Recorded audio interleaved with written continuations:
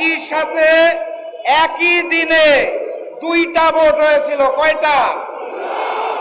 একটা সংসদ গঠনের জন্য, আরেকটা সংস্কার পরিষদ গঠনের জন্য।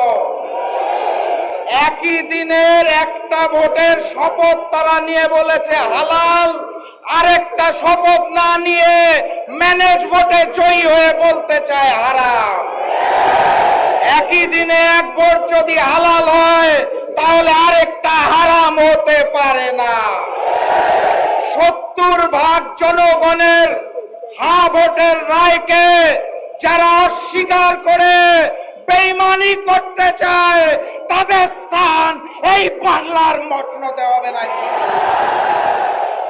যাই বলা হয় তারা একটা শব্দ শুনিয়ে দেয়, কি সেটা? সংবিধান।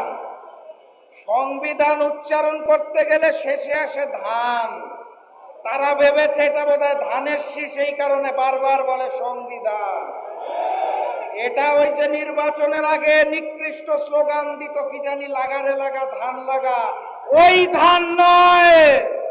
এটা ৭২-এর মুজিববাদী সংবিধান, যা পরবর্তীতে শেখ হাসিনার সংবিধানে রূপান্তর হয়েছে। সেই সংবিধানকে তারেকবাদের সংবিধান আমরা হতে দেব না।